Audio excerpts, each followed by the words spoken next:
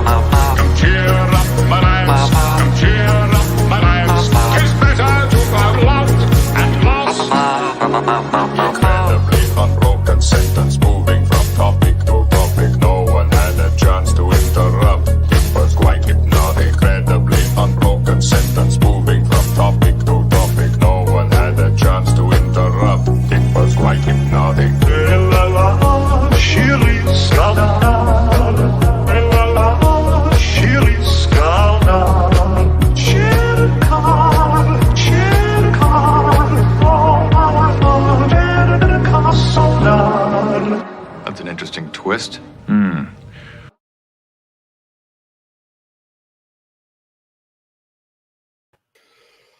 That is so long. That allows people to get in the chat. I don't know. Dude, I've seen people have longer intros, man. Oh, I know. I used to watch Flashcast pretty regularly, and man, that guy would string together so much crap. Where'd Alf go? I don't know. He just I lost sound, let me reboot. Okay. Yeah. So I tried to find like a little bit of an intro or whatever to like do this whole Star Trek Picard thing. It's like the only thing I could find. But yeah, no, it's flat. fine. I think it's hilarious, but it is. Oh, I think it's hilarious too. Yeah, I mean it's actually about as long as our Friday night intro. So, but anyway, yeah, there's Alfie's back. Welcome to. I don't know what happened. All my audio just went out. I figured figured you fell asleep again. Everyone has that. I think it happens to everyone at least once. I have yet to fall asleep on stream, but then again, I mean, I haven't been doing it for as long as some people. Anyway, welcome. We're doing Star Trek Picard Season 3, Episode number 2, and we got Samiel the Infamous. What's up, buddy? Oh, not much, buddy. How you doing? Good. Is everybody in the YouTubeverse? Good. And Mr. Horny Alf, how are you? Probably pretty good since I got some sleep last night on stream. Nice. No, I'm glad to be here. To actually talk about some decent Star Trek. So, what do you remember last night on the stream? I remember he was going on his ghost tours and he was talking to people, and I do remember. I think I fell asleep near the end because I remember Dermy getting freaked out. Do you remember the OK Corral at all? I believe so. Okay, Yeah, that was cool. Yeah, okay. Yeah. I think Boot Hill was the best part, but all right, let's dig into Picard here. Real quick, for those of you who are watching after this, make sure you stick around for this. But after this, go check out last night's Vets Talk, and it's a pretty good time. Yeah, that was actually a lot of fun. Really was. Okay, here we go. Let's dive. I don't want to get clipped on the music. Yep. Oh, well, we're gonna get clipped on the frickin' CBS or whatever.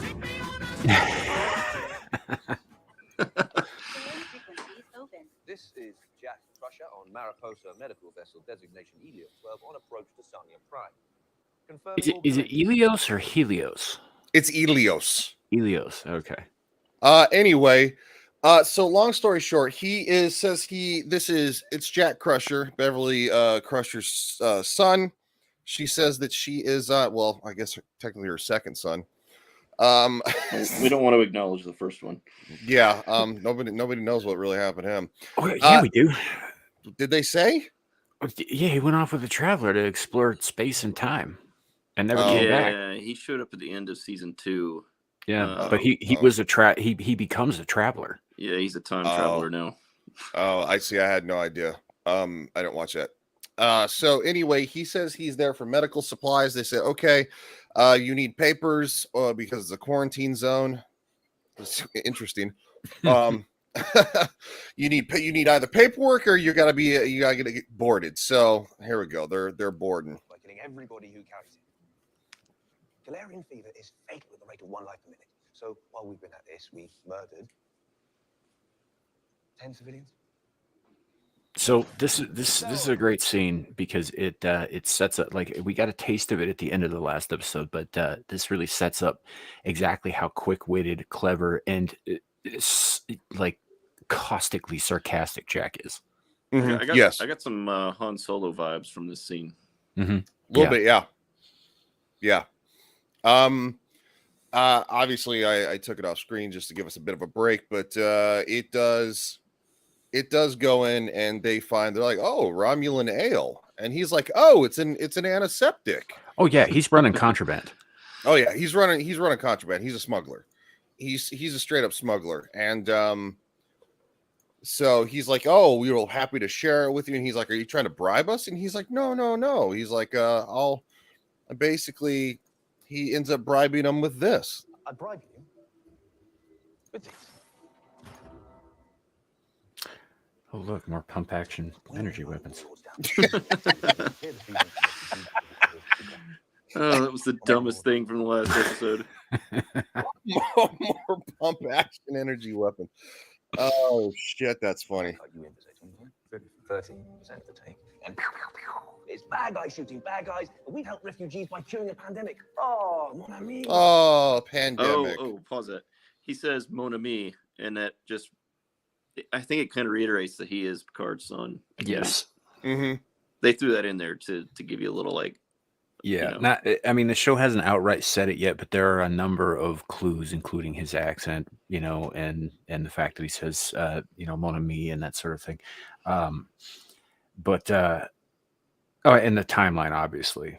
Yeah, that's really all I had there. I thought I was going somewhere else. Never mind. Aren't you the guy with notes? Yes, I am.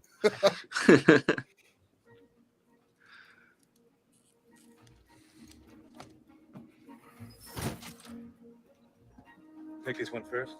All right, they got a deal. Yeah, and like the whole thing here is setting up that while he is a smuggler, they are doing a lot of the things that they're smuggling are medicines and that sort of thing. It's not totally, self-serving criminal ventures. Yeah. And this is, of course, his mother's influence because she never stopped being a physician. No, she didn't. Excuse me. All right, so now we kind of jump to the present here with the Power level at 13%. Who is it out there? I don't know. First it was Fenris Rangers, then Klingons a day later. Then 3 guys in Starfleet uniforms tried to prime direct me into an early grave. We've been running for months. That's a big clue. The question I got is, all these people that are after him, are they, what are those people called?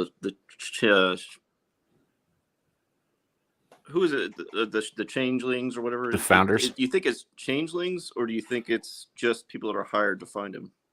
You know, see, they leave that a little ambiguous, but I think the so at this point in the series, it could go either way. Yeah. Because they are a little bit ambiguous about that. Like, Jack has no idea who it is. He knows that a bunch of people have been after him, different kinds of people, which could be a bounty. It could be. Yeah. It could be like you suggest here, shapeshifters. Which also could be a number of races too, because the founders are not the only shapeshifters in Star Trek. You got Species 8472 can do it. I think there were half a dozen different species in the original series, including the salt vampire who could do it. You know, so yeah. I mean, at this point, it really could be anybody. Yeah, and we don't have a lot of information as of right now. And we find that out during this episode that they don't really know much of anything. Period. I Go ahead. asked that because it's kind of in retrospect, having already seen the season, and then I saw that again. And I was like, those are either mercenaries hired to get him, or could be changelings. Mm-hmm. Just was thinking about that. If I were hunting down a fugitive, right? And I had shapeshifters at my disposal, I would use them, but I would also widen the net as far as possible and hire mercenaries as well. Mm-hmm. Get people to work for you without really knowing who they're working for, kind of thing. Yeah, I would second that, to be honest.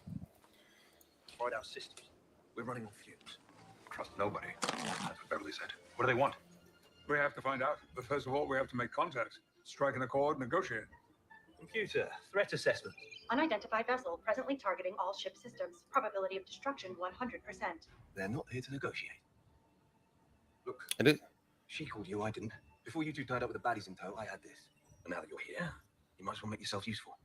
That medpod's power is nearly drained, and my mother needs medical attention. So, please, tell me that your little shuttle has a much bigger friend close by. We came at a Titan. She's gone, but possibly still within range. If we could get Beverly on the shuttle, then we can reach out to the Titan, ask them for help. And we cut to the Titan. Yes, which hasn't actually left yet. No, which has not actually left yet, but it's also good ship porn. So, Mm-hmm. yeah, it is a Sir, beautiful it's show. faint, but I'm picking up a third signal by the nebula. Lieutenant Sabine, give me a full diagnostic scan. I'm ready with photonic activity along with energy signatures I don't recognize. It's definitely a vessel, Captain. Of an unknown configuration. Mm-hmm. Packing. Have they entered Federation space yet? No, sir. It appears to be sticking close to the nebula. You know, I have a question. How I know it's like classic Star Trek, but it seems like at every turn, the Federation is always outgunned, like all the time, like in every encounter almost. So it depends on the situation. Like, obviously, there was a bit of an arms race during the Dominion War when the Borg were invading Federation space. You know, they had a serious push to generate new and more powerful weaponry to defeat them. So it kind of it seems to me like Starfleet is while Starfleet is a military operation, the Federation is not.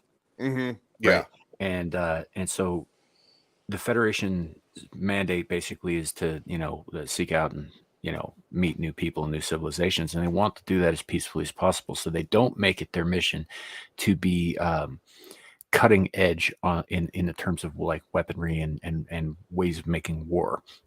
They really only make those leaps forward when they're backed into a corner and they're forced to. So I've been recently watching TNG, and I have to say, because with the exception of a few encounters like the Borg or the Romulans, they pretty much outgunned everyone everywhere they went. This is also true because it's really only the civilizations who are on par technologically or above or past them that they have issues with, and there aren't that many, but the few that there are extremely powerful. Like the Borg, for example, have been collecting other people's technology and adapting it for like 8,000 years or some shit. Yeah. You know, the Romulans and the Klingon, even the Klingon Empire, like, you know, to look at them, I mean, they're all about, like, you know, knives and edged weapons, and they're you know, real into the whole combat thing, but their science people have developed amazing technologies, and so they are really on par with the Federation, which is what makes them such I guess potent antagonists to the Federation.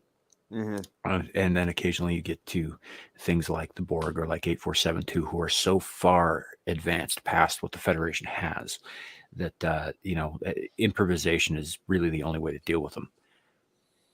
Yeah, I was just kind of wondering that. I mean, because I'm still only halfway through TNG again. It just seems like I mean, unless they're encountering like a lesser species, if it's on par, it seems like there's a lot on par, and those that are even above.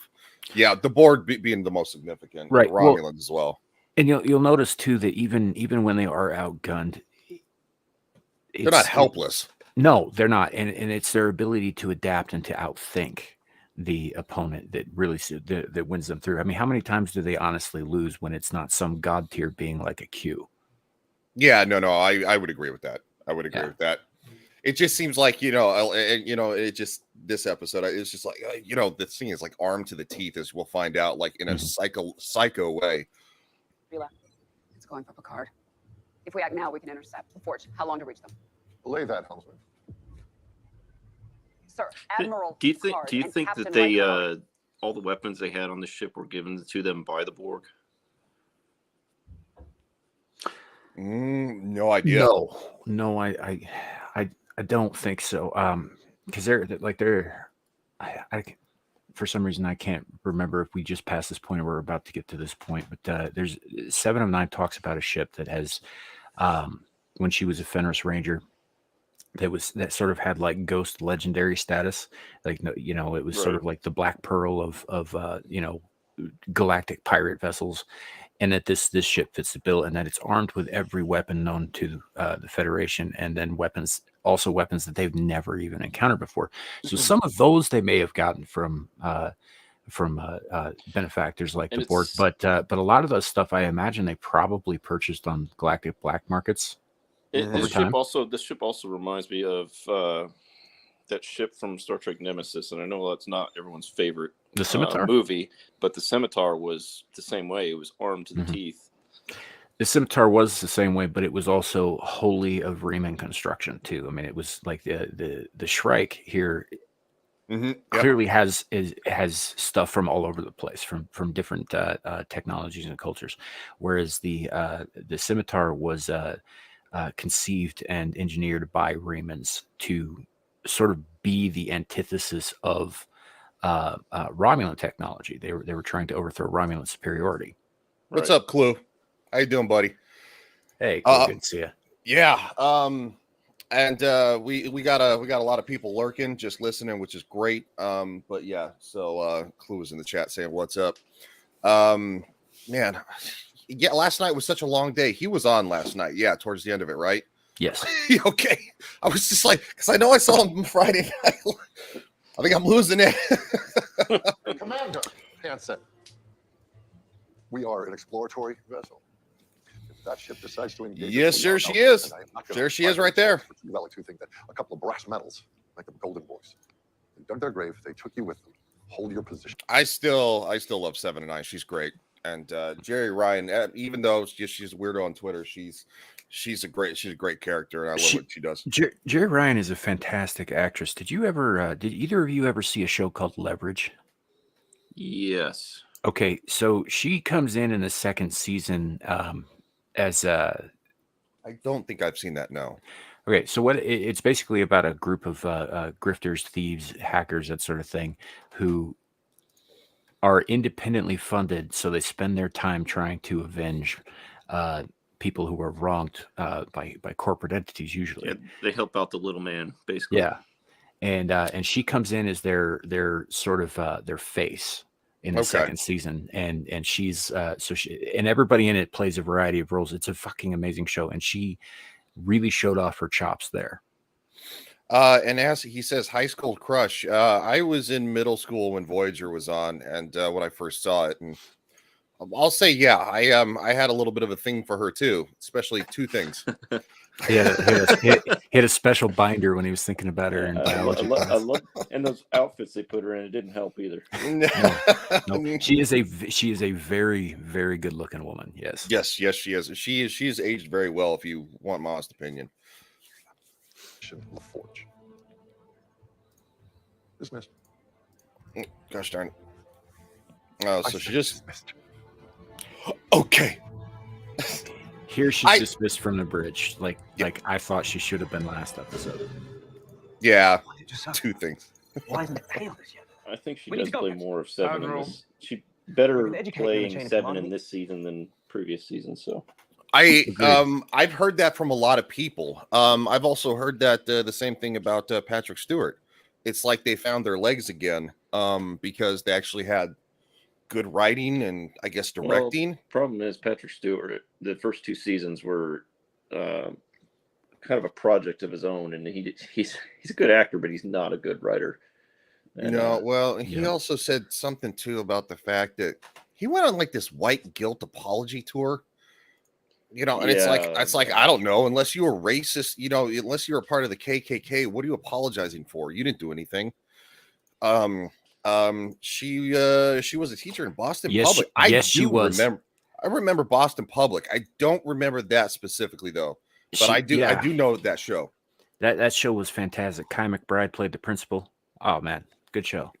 That was back Boston Public. Was that late 80s? No, late 90s. Late 90s. This was an Aaron Sorkin deal. It was in the same universe as Boston Legal and The Practice. Mm-hmm. Yep, I do know that. Yeah, that was late 90s. Mm-hmm. I didn't mean 80s. I meant late 90s. I didn't get to high school till 99. I left high school in 99. Did you? Yeah. She started in season 3. Dude, you know a lot about her. It's got a shrine at home. He said high school crush. Can't blame him, man. David E. Kelly. Thanks, Clue. I was thinking Aaron Sorkin for some reason. Okay. There you go. David E. Kelly. Could you imagine if we talked to writers and producers in the 90s and they saw television now, and and they'd be like, what in the fuck? Well, yeah, but we'd have to explain to them as like, part of the reason it's so awful is because of the choices you made. That's true. Well, I mean, look at the stupid writer strike. I mean, that's you're literally looking for a huge downturn here. We're in a crap economy. Yeah. This doesn't make any sense. Violence is life, says Good to see you. Good to see you. Haven't seen you in a minute. We are in a crap economy. This is just going to cripple Hollywood's ability to produce anything, let alone anything worth. This is just going to make it easier for YouTube to yes, it is take the place. So yeah, if y'all out there are looking to get started on your YouTube career, you might be looking at the best possible time since the last time they struck. Yep, like this is the time to do it now, because like late night television, as soon as the writer strike hit, because those ass clowns are not actually funny, they had to immediately take a break. Did you see that shit? Sorry, go ahead. I'm to the point now where I watch more YouTube than I do streaming on TV. So 1000%. Yeah. Did you guys see that shit with Adam Conover? He's out there. He was out there with the picket sign. Yeah, he's out there protesting, and I'm thinking to myself, if they're not careful, Adam really will ruin everything. Yeah, no, I know. I did see that. I was thinking the same thing. I'm like, this guy, he's a douche. He is a douche. I actually kind of liked him in the beginning, and now he's just an asshat. He really lost me when he started talking about the what is it? Shit for the elections. Electoral January college. 6th. The electoral college is where he lost me. But anyway, that's not why we're here. Afterlife. From what I've heard, history remembers you with one less pit. We need to get a med pod to your shuttle now. I'll print the document. I'm curious about that. Does that mean that it's not well known that Picard is an admiral? That possibly he was promoted and then he retired? I don't know. Oops. And the Shrek fires. Okay. Fires. Destroys the escape pod. And a good chunk of the Helios. Yeah. Torches that shield. That shit. What the hell just happened? Well, Hobbs losing power, and her life signs are fading. We need to get her to the Titan. Change of plan. We've just lost the shuttle. Well, that's not good. Here. Oh yeah. Here we go. We need to take a look at this because yeah, the thing is looking wrecked. Yeah. Yes. Yeah, no, we're real careful with the copyright. We deal with this on Monday nights doing Game of Thrones. I'll say this, CBS is definitely more sensitive because we got clipped, we got taken down while we were paused last Sunday. Right. Just on a pause screen. We fight it later and they always cave. They always like, all right. And did you take a look at the timestamp on that too? Because it's like a 20 maybe a 19-second piece they want you to cut out of a still frame and us talking over it. Yep. That's how fucking retarded these bots are. Like it's like in every single time too when we do Game of Thrones, I get clipped on the intro. Well, technically, the intro for Game of Thrones, but I don't get clipped on the episode itself. Mm-hmm. It doesn't make any sense to me. I mean, we're doing a review of a show a positive review of a show we like. You'd think they just let it go because it's free advertisement. And it's good publicity. He said, Clue says, I played a score from the color purple and they knocked the whole stream down. Yeah, says stream unavailable. Yeah, that's why we keep alternating back and forth between, our black squares. Welcome, Tom, the Rogue Attraction. It's the music. It's the musica. Yeah, I deal with copyright claims all the time. I have a standard statement. I just copy and paste every time. And I usually win out, so I'm not too concerned about it. But yeah, they might get grumpier once I get monetized on this channel. That's a big ass ship. Look at that. It looks okay. So smexy. It does look smexy. I do have one slight issue. The only gripe I have, there's still the Reaper sound in there. Yes, that's the only gripe. It still makes the sound of the Reapers from Mass Effect. That how else are you supposed to know it's a bad guy ship? Well, they could have used something else, but yeah, I'll play it again so everybody in the chat can hear. This is from Mass Effect. This is what the Reapers, the ultimate bad guy, sound like. The horn noise, yeah, it's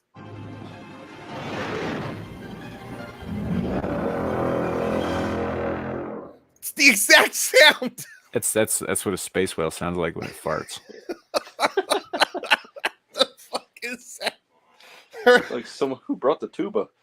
Well, they did it in the first season when they had the sentient the sentient AI Reaper looking tentacle monsters coming out of the hole, and I was just like, that's way too on the nose, fuckers.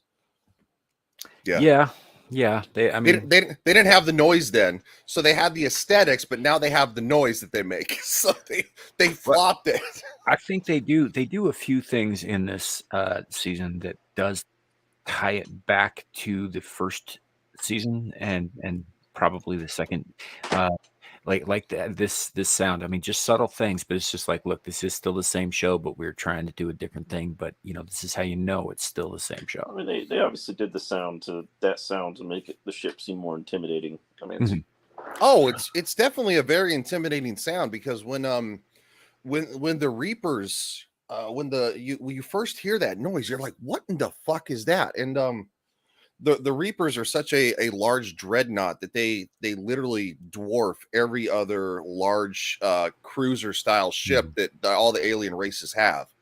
You know, you could literally take probably like 20 of the cruisers and fit it inside one of the Reapers dreadnoughts, which is actually a sentient being itself. So it's a ship that's actually alive. Well, you know, like the big fight on the Citadel at the end of the first Mass Effect, it takes the combined efforts of a massive fleet to take just fucking one of those things down. One of them down, yep. And it nearly kills them all anyway. Yep. Tom says that sound was used in 2009 Star Trek movie too. Really? I didn't know that. I'll have to go back and watch it. I do too. Yeah, that was the ship that destroyed Vulcan in that movie. Ah, okay. The Narada. Clue says I don't get it. This is 2023. People see movies based on if gamers approve. YouTube needs to ease up on the yeah. Well, that's what happened when the whole selling stuff to kids. That's why you can't have you can't have demographic based advertisements to kids on YouTube Kids because they got caught selling stuff directly to children. I think that's true too. But I think in a lot of cases, like with stuff like this, like us getting hit last week, you getting hit with Game of Thrones. I don't think it's that they don't want us doing this. I think they just want to lay their dick on the table and let us know that, you know, it's theirs. It's also bots too. So the bots just claim it. So like my dispute got rejected for Monday night. They said it's still valid, but the video was still blocked because they did it too fast. Mm-hmm. So I appealed it. The last time I appealed it, they just let it loose. And so I'm assuming they'll do it again. I don't like to fight with them, but if I have to, I will. I mean, I'm not going to be losing money, so it's like whatever. Okay, let's get back to the episode. Now we're to the part. Yeah. All right, so we jump to Raffi here, and she is going over and over and over the footage of what happened with the Starfleet Recruitment Center. And we learn here that 117 people were in that building when it was collapsed on itself. Yes, and they're all gone. Yes, they are all gone. She's watching the news. She will have to probably skip through without sounds when she starts talking to her contact. She seems to be taking it personal. That it's her fault. She does. I think she's living with an amount of guilt here, but she's also blaming her contact for, you know, I don't know, because she's got to blame somebody. Oh, yeah. So here, I turn the sound off so we can just hopefully. Yeah. So she calls up her contact, and she's clearly grieving and blaming herself here. And honestly, I think her performance is just fine in this scene. I would agree. I'm gonna take it off screen real quick. I try to do it less than 20-second intervals. Yeah, I mean, most of the time she's on screen, and I'm like, and I think Al's with me on this. I just kind of like fucking cringe, you know, just like, I get I don't like this character. Too much bad memories from previous seasons. There were a couple of times during this episode where they were kind of walking through her little bit of a story arc in this episode, and I was like, I kind of care less. I'm not saying I hate the character, it's bad or anything like that. I was just like, I'm just not super invested really yet. But that's just me personally. So I'll read what her contact says so we can listen to the audio instead. 117, it could have been avoided had I been faster. Do not seek blame. Oh, I forgot. It reads it itself. Never mind. Yeah, 25th century, dude. Shut up, Ryan. Dumbass. I have to keep digging.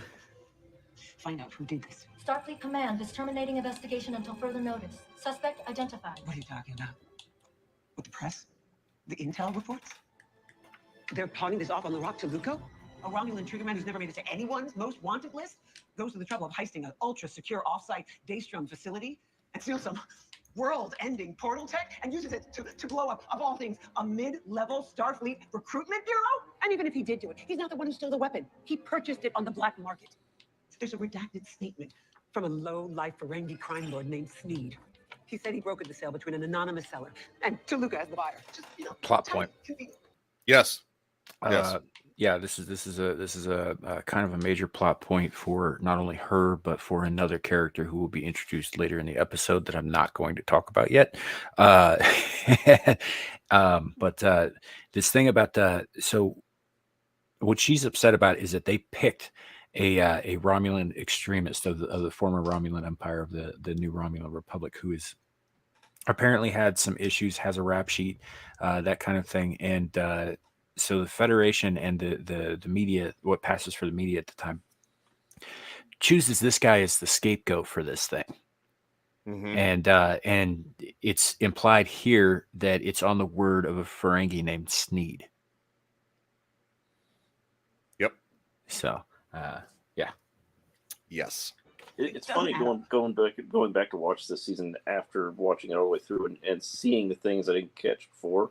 Because I believe, and I don't want to spoil it too much, but they're covering up because of what happens later. That them putting this on this Romulan is to cover up the plot that unfurls later. Yeah. Little bits of breadcrumbs. Yeah. Ferengi. Repeat. Starfleet Command has terminated investigation.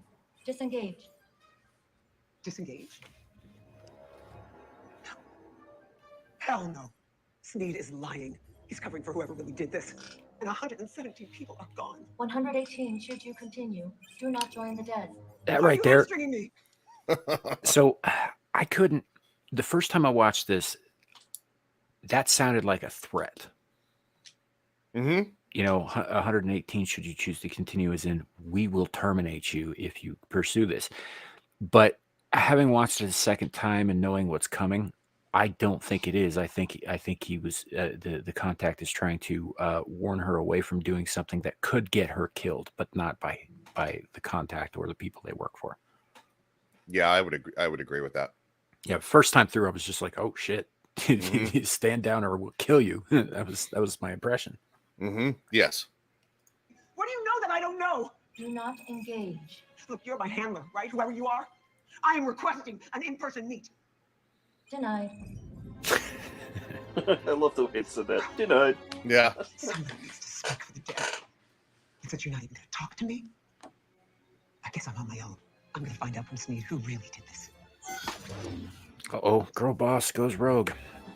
Yeah, there's a little girl bossy. There's a little bit later girl boss stuff too that I'm like, yeah. But look, man, this season is not 100% free of the problems of the previous two, but it is lessened to a significant degree.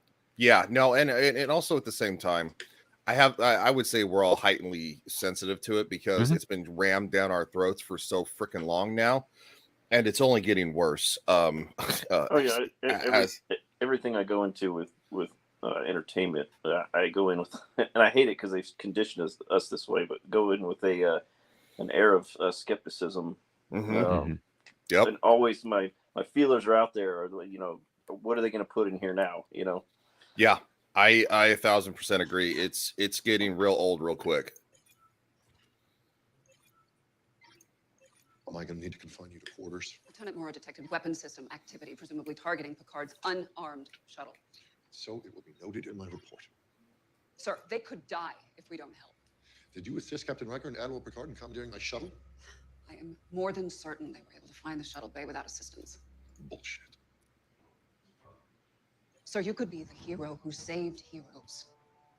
Or you could be remembered for being the captain who let two legends die. What's your call, sir?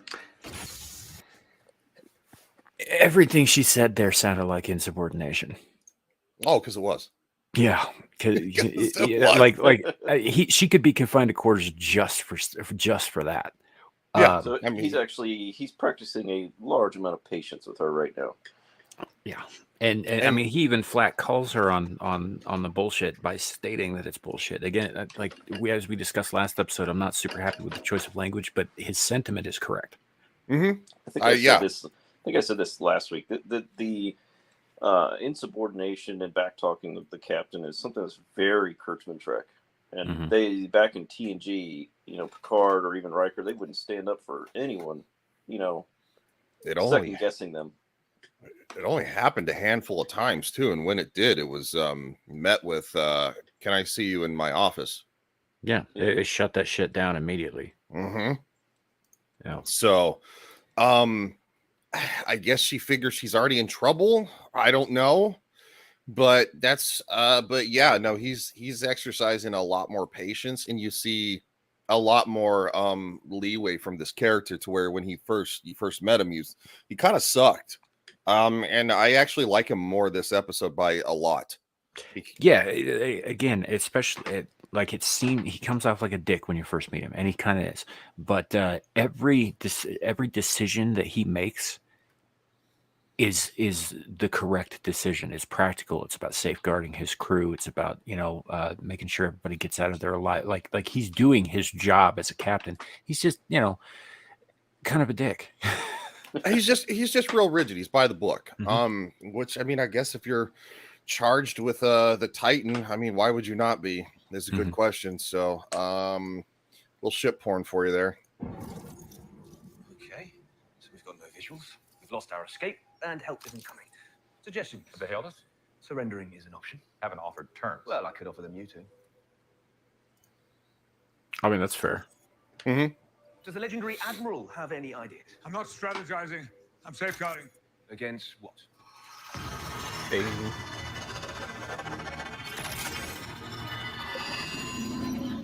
That?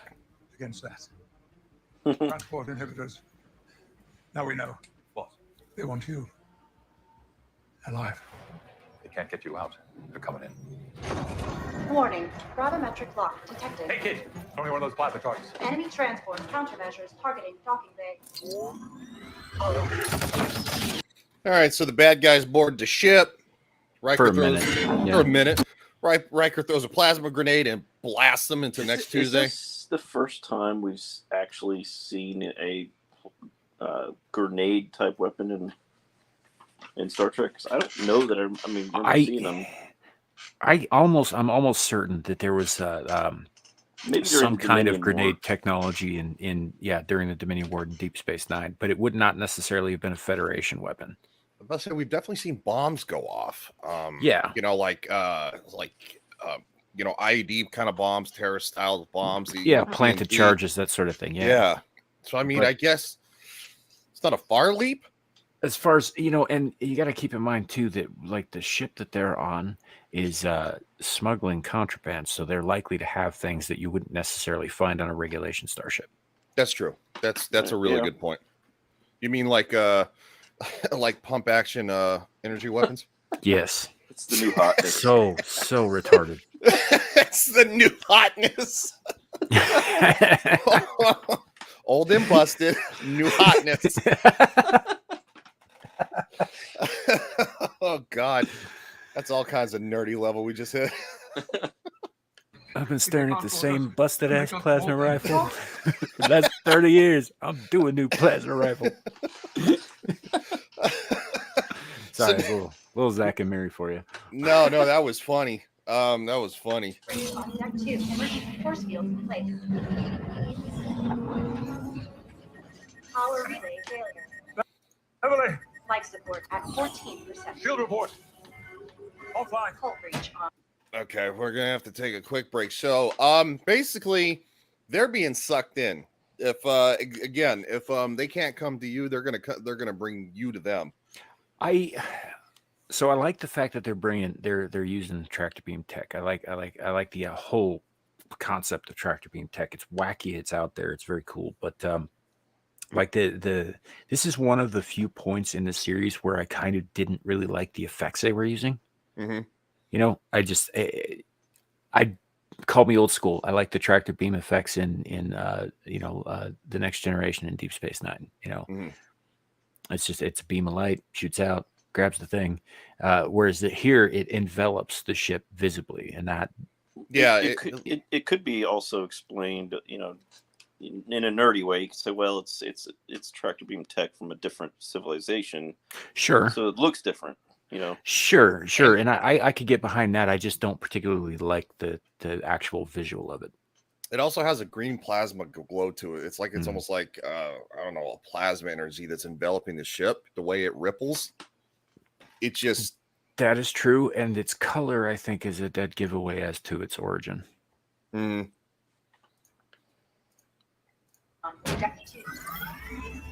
give me enough power. I think I can improvise a beam repulsor. Stop! It won't work.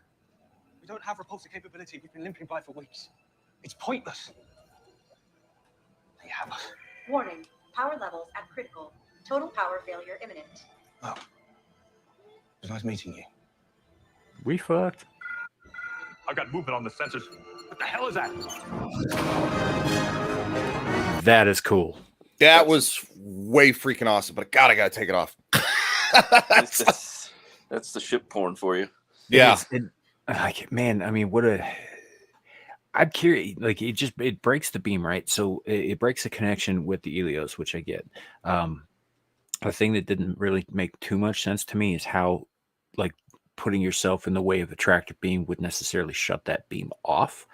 But I do like, and I mean, they're in space too, so it's not like there's a lot of like air pressure to push away the Shrike, for example. But it's a very, very cool shot. Yeah, it is a very cool shot indeed, and I'll show it one more time, just so you can see just the fact the sheer difference in sizes and everything. Sheer is exactly the right word because that is what the Titan just did. Yes, that's exactly what it just did. Also, we're gonna get this. We'll see. Sir, tractor beam is broken. Red alert. Helm, hold position. Bring those two back on board. Captain, I'm reading 4 life signs. Bring them all on board. We're basically a hotel now. You channel to the Helios. The Titan prepared beam of... I know, I like that line. We're basically a hotel now. Oh, I love his sarcasm throughout this season. Is hilarious. I do too. Name's Todd Stashwick. He's fantastic in this role. He's really, really good. What has he been in anything else that be noteworthy? Yeah, he's got a long story career. He's a character actor, so probably you've seen him and you may not remember, that it was him, but you might remember the character, that sort of thing. Like he was in an episode of Supernatural where they went to Oktoberfest and he was a shapeshifter who was in love with the Universal monsters. So he was like pretending to be Dracula and the Mummy and the Wolfman and all this stuff. And, of course, killing people while he's doing it. But he was really, really good in that role too. Okay. I'll have to look him up because he looks super familiar. His voice sounds really familiar too. Moment too soon. Full compromise. Tell us you better hurry up. Sir, the alien vessel's preparing to fire. Edmar, get him out of there now. Something's wrong. It's not working. I can't lock onto them. What the hell is that thing doing? I don't know, but it looks pissed. Picard, we can't get a lock on you. The transport inhibitors. Structural integrity at I got it. Decide. Try it now. exposure to lethal gas on deck 3.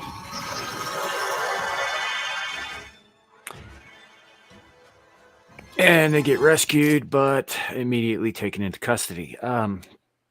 Yes. I'm also a little surprised at Picard's accuracy because while he is in a synthetic body, that body is also programmed to behave as though it were his real aging, decrepit body.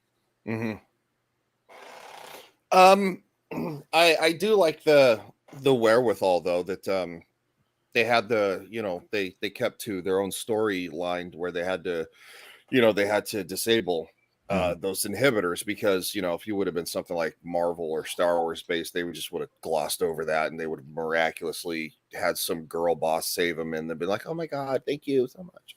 Right. It's just they forget their own. It's so terrible watching like episodes of The Mandalorian shit. It's like you did one thing 1 minute and then the next minute you did something else and it's like it makes zero sense. You literally forgot your own storyline within a 40-minute episode. So I looked up Tom Stashwick, and apparently he was in 12 Monkeys, which I've heard Gary Roddick has said is a really good show. Yep. So he's got various other shows he's been on. He was on the SWAT show, but not huge parts. Like you said, he just picked up little stuff in here and there. He was in American Horror Story. Yeah, I think he's a very successful character actor. Does a lot of roles, but he's very rarely in a recurring one. Okay, interesting. So we are moving back to everybody's least favorite character, but getting better. I'm doing a little investigation. I thought you'd actually answer. Narrow T. This is her ex-husband she's talking to. Okay, I see. I didn't know that part. Mm-hmm. Oh, no, thanks.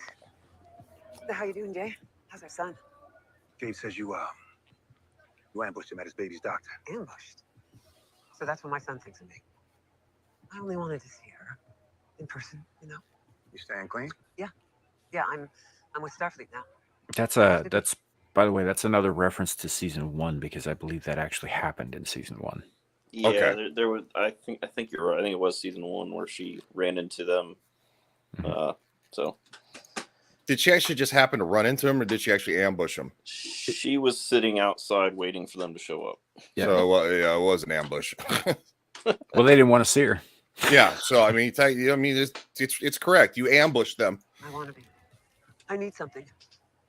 I know you're still connected. God damn it, Rob. No, it's for work. I know you still turn a blind eye to the shady business that happens in the back room of your bar, and I need an intro. Just need the Ferengi broker. Are you out of your mind? You do realize that broker is just a polite word for gangster. He's a monster. That's true. Important. I wouldn't ask otherwise. I'm with Starfleet Intelligence, but they are blind to something big, and they don't know it. It is wrong. The broker is another thing from Mass Effect. Just want to throw it in there. Yep, the shadow broker. Yep. Deals in information and technology. Yep. Precis. That's when it all starts up. The drugs, the dark rabbit holes. How did you break away from it? It was so easy for you. I made a choice. And we had this Bingo. beautiful boy. Yep. So I chose my son, my art. And that was enough for me. But not for you. Gabe pushes you away because he remembers that. Sneed is protecting murderers. For some reason, Starfleet's turning a blind eye. I'm the only one who can do this. Damn. And I actually thought you would hear about Gabe. Thought maybe you'd want me to put in a word with him. You do that? Well, not now. Yeah, not now. Talk to Gabe. Or I'll talk to Steve, but I would not do both. That's I got to be honest. That's a fair ultimatum. And it is an ultimatum. It's like you can either have your family or you can continue down this self-destructive path, which is definitely going to get you killed, but we are not putting them in the crossfire, so you can't have both. Yeah. That's I think that's a good call. Right here. Right now. Make a choice.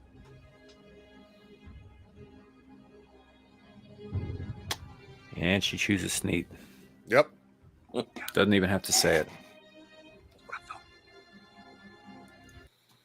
Yeah. Nice job, woman. I do want to point out this upcoming scene with the Ferengi is the first time we've seen a Ferengi in Star Trek since Enterprise. That is also true. Yeah. It's funny too, is because the Ferengi were initially supposed to be the main recurring bad guys in the Next Generation. They tried several times with the Ferengi, then the Romulans, and then it just didn't work out, and then it hit with the Borg. So yep, and then they really kind of ignored them after that. I mean, they had a couple of episodes here and there where they'd show up, but it wasn't until I think Deep Space Nine that people started to really cotton on to that species. Yep. And that was in large part due to Armin Shimmerman and Max Grodenchik's performances as Quark and Rom. Yeah, and they really fleshed out the Ferengis in that show too, with their backstory and their culture. They did. All right, we got a little bit of stuff that looks pretty good right here.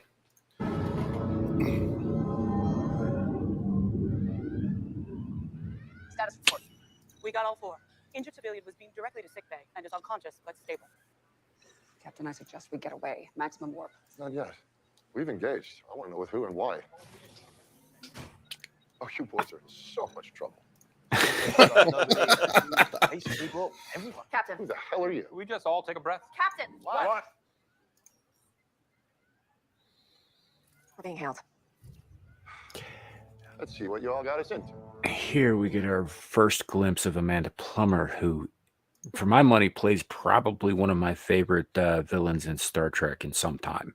She does ham it up a few times, but I don't know. I found her to be interesting. Man, it's fun though. She plays a pretty well unbalanced individual. I'll definitely admit that. She's got the unhinged thing going on pretty good. On screen. Good afternoon. I believe it is afternoon in Sol System. I am Captain Vagik. So, she obviously appears to not be of a. Captain She looks kind of looks human to me, right? Yeah, She is. For all intents and purposes in this scene, she is human. She's got scars on her face, but she's not. If you remember at the beginning of the episode, so when Jack is bribing the Fenris Rangers, right? They're taking off. The last thing that the Ranger says after they load up their bribe and they're taking off, he says to his men to alert the marked woman. Yep. This is who he was talking about. That's exactly what I figured it was. So, and obviously she knows what the Sol system is. That would be our solar system.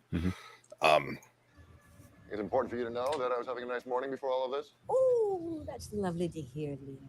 Given your official psychological profile with Starfleet, I'm so glad that you remained functional. You have been causing us some concern, Captain. State your business. Oh. Admiral Jean-Luc Picard, in the synthetic flesh. She knows so much more than she should. Which makes you wonder, where is she getting her information? Yeah, who the fuck is she? And where is she getting all this information? Which leads to some things that come out in the plot later. But it does. And I also think it lends her, because she obviously comes off a little goofy, a little flighty, a little bit unstable here, but that lends her an air of menace. Well, also because the fact that she knows so much too is like it leads to you almost feel exposed, like you don't know how to possibly escape this person. Yeah, she's putting them on their back foot. A number of lofts, both inside and outside Federation space. There is a sizable bounty on his head, and we are taking him. It also brings up the question, like, what else does she know? Yeah. And because it's not common knowledge that Picard's a synth. No, at this point, I would think, right? I don't know. I didn't see season 2, Alf. I don't think so. Didn't they kind of let that go a little bit? That happened in season 1. At the very end of season 1, and then they don't bring it up. I don't think they brought it up again in season 2. Yeah, which is why I would think that it's really not common knowledge. Like only the people who were like there or who have had like examined him or whatever would know this information. Which means that she's either she's connected to somebody who has access to this information, or she has access to classified information herself. Yeah, because that was kind of a black stain on the show, and I don't think. What's up there, Carrie? It's about time you got some diversity around here. I mean, actual diversity. Yeah, it was a pretty big, kind of like an ugly moment that a lot of people really hated, and I didn't think I don't remember anybody talking about. Them going back to that in season 2. That crap, that stupid button. The Starfleet does not negotiate with bounty hunters. Oh, I see you're having difficulty understanding the situation. May I remind you that you are outside of your jurisdiction? But that's a good point. Clarification. I'll lower my shield so that you can scan my ship. Your shields are lowering. Weapons. Her confidence should worry them. Yeah, because listen to what they're about ready to ramble off. But she's totally vulnerable with her shields lowered. Yeah. Listen to what they're about to ramble off that she has on board this thing. Your shields are lowering. Weapons. 40 isolated burst warheads. 88 plasma torpedoes. 236 photon torpedoes. 18 antimatter missiles. 20 pulse wave. 30 series 5. I get it. Something loaded in primary position in the base, sir. Technology unknown. You have 1 hour to hand over Jack Crusher. Turn your back to run. And the only way you'll see the shot that kills you is through the hole in your proverbial chest. That's a good line. Mm-hmm. And the way she delivered it. And the fact that she's sitting there lighting up a cigarette like she just doesn't give a shit is incredible. Parting demonstration of my intentions. This is fucked up. I know. I'm gonna show it here in a second. Give me a second.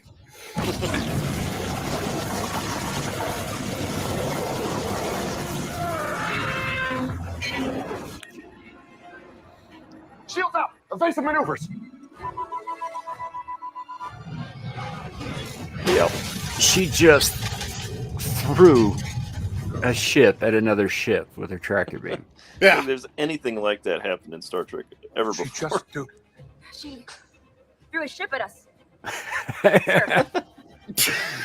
It's like it takes me back to Infinity War when Iron Man's like, "Don't throw another moon at me."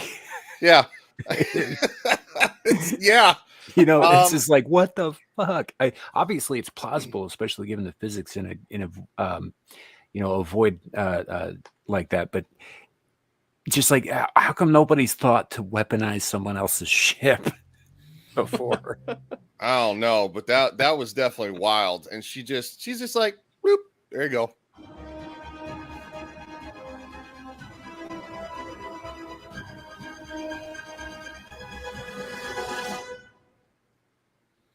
What's the next scene here? Oh, okay. We get to see scattered pieces. Go ahead, dude. I think also it underscores again exactly how deadly the Shrike is, because they aren't even using their weapon systems. No, and they've launched a massive attack just to prove a point. Mm-hmm. It broke through our shields, Captain. Hit with enough force that I love it. He's like, what happened? She threw a ship at us. Reverse tractor beam with anti-gravitational polarity phasing. Basically, That made me laugh. If my father taught me anything, there's no law of physics that can't be either weaponized or broken by another law of physics. Thank you. Excellent. Now, we have 500 guns pointed at our head. We try to run, we are vapor. The second our nacelles light up, help is days away, and this nebula is wreaking hell on our long-range comms. We are essentially cornered in space. Which has no corners. Which has no corners. What do we know about this Vatic? Nothing in the Starfleet database, but there have been rumors. Among the anti-establishment pirate types, the Fenris folk. A ship similar in design, flying no flag, but boasting every weapon known to Starfleet, and then some. So it's us and the boogeyman. The edge of space, no cavalry in sight. What about Jack Crusher? What do we got on there? Who I am doesn't matter. Oh, yes, it most certainly does. This is no longer about Beverly only. This is also about you. I've already told you everything I know. I've never even heard of a Vatic. We're at a disadvantage here, kid. And if there's one place in the galaxy... What's up, buddy? So think for yourself. Hey, Squatch. Your mother. Wow. This took longer than I thought it would. What's happening here? The brig. That's what's happening. Thank you for the rescue, Admiral. Gentlemen, I'd like to introduce you to Jack Crusher, a.k.a. Jack Canby, John Carson, James Cole, and my personal favorite, Jarlis Carvel. That one took a lot of imagination. Looks like you two were conned into saving life. He's so good. What took a lot of imagination? He's so good. You know what gets me here is like everybody's talking about the stakes, right? Mm-hmm. Everybody's talking about the stakes, but for Picard, it's and Riker, it's not about Beverly, it's about you. It's always small in terms of small scale. The only person who's thinking about the entire crew of his ship is Shaw. Mm-hmm. Yep. Yeah, and he repeats that numerous times this episode, like literally numerous times. Con man. The bounty hunter's claims are valid. We are harboring an intergalactic fugitive. Take him away. Sir, as a former Fenris Ranger, I've had many interactions with bounty hunters. That ship is clearly And not... you are no better. helping them commandeer my shuttle, persuading me to engage with a hostile entity outside of Federation space, wagering 500 lives against your loyalty to a whopping total of 2. And Shaw's not wrong. It's a good point. You are relieved of duty for insubordination. Boom. Everything Shaw was saying, he was spitting facts. Mm-hmm. He cares about his crew over anything else. Captain Shaw, 7 was clearly placed in an impossible situation. This man is getting what he deserves. So is she. So are you. I'm inclined to give Vatic her bounty and send us on our merry way. Anything after that, we'll save the tribunal. Since when did Starfleet give in to hostile demands? That man is wanted for trial, not execution. And we damn well know that's not a ship. It's a guillotine. The rules of engagement outside of Federation space are clear. The safety and preservation of the ship's crew above all else. Again, not wrong. That is a dog. No.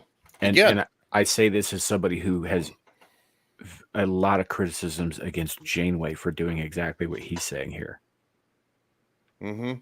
You know, he's not wrong. Neither was she long term. But all that. By the way, Squatch, good to see you, buddy. Thanks for stopping by. Yeah, see you, man. It's taking off here.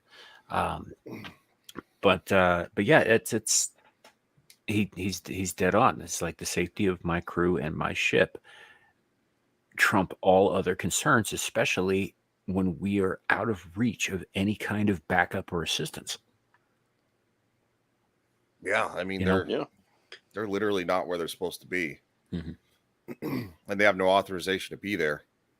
Right. Even if they go like, you know, without communication, you know, for so long, you know, because she changed their course in mid-flight, and I doubt very much that she filed a flight plan with headquarters or anything like that. So even if they go looking for these guys, they're going to go in the opposite direction of fucking space.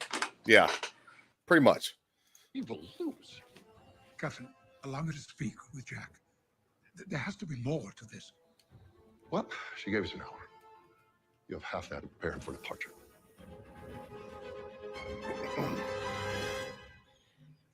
Why are you dancing around this? Around what? Are you serious? Riker knows. Well, I think Picard knows at this point too. He's just not wanting to admit it. What I'm seeing. Yeah. Do the math, Sean. Well, don't speculate. Tell me honestly, you do not see what I see. I mean, he's dancing around it, but yeah, he's saying flat. He's like, no, dude, come on. Yeah. I have a great affinity for virtuosos, but it seems that your instrument is deception, thievery. Wow, that's a hell of an opener. How was my mother? Mending, but unable to defend you. So defend yourself. You're accused of organized crime on Andoria, actual terrorism on Binar 3, and you're one of Carrie says she changed the flight plan without updating her own superiors. She can be court-martialed for that. Yeah, that is correct. She went against orders. Yeah. for the death of a man on Andreas 5. That's unfair. He's a falsetti, and they go into deep hibernation for 7 cycles. So, is he dead or is he alive? Who's to say? Says here you were recently sighted on Chemio. That's a war zone. It's a rebellion. The Chemians have been fighting against their oppressors for decades. I brought them medicine, supplies. Oh, so you're a freedom fighter. In a sense, a doctor fights for the freedom of his patient to not be dead. Yeah, I'm that at best. At worst, I'm a thief. Stolen medical supplies, yes. But also stolen weapons and other prohibited cargo. Currency is currency, and medicine isn't free. The people who dislike me are gamblers, low-level gangsters, the fathers of daughters everywhere. Not vigilante bounty hunters willing to pick a fight with the Federation. Oh, a lovely self-pardon. But we both know that Beverly would never permit this. Who do you think taught me all this? When she's not behind me kicking my ass, she's right beside me. Equal partners, trying to do some good in a goodless, imperfect universe. That's how I know you're lying. Well, because you know her so well. That's an awkward line. A goodless, imperfect universe? Yeah. Yeah. It's, yeah. I don't know what to say about that. I guess it got glossed over. I don't know. Yeah. Possible. This is the third time I've seen him say that, and it doesn't get better. No, it doesn't. Just doesn't sound proper. No, it just sounds super out of place. When was the last time you even spoke to my mother? Ask yourself, is there anybody you know who is still the person you knew? Or have you planted roots in your vineyard while everybody else moved on? Who is your father? I never had one. The way he looks at him here when he says that, though, indicates that Jack also knows. Yeah. We will show that. In your vineyard while everybody else moved on. Who is your father? I never had one. They both do, but they won't say it. No. Because, melodrama. If handing me over to Vadik buys my mother a future, then so be it. Especially if it puts an end to this conversation. Whatever your circumstances may be, you deserve the justice of courts, not criminals. To turn you over is to acquiesce. Worse yet, it betrays an old friend. But to harbor you risks the lives of everyone aboard the ship, including hers. And I only have 18 minutes before I have to determine what to do about you. This is the first time that Picard mentions everybody aboard the ship. Mm-hmm. It's the first time that he shows any concern for Shaw's crew outside of his immediate circle, which is kind of rankles a little bit because it's kind of Picard's fault that they're fucking here in the first place. Yeah. Yeah. Yeah.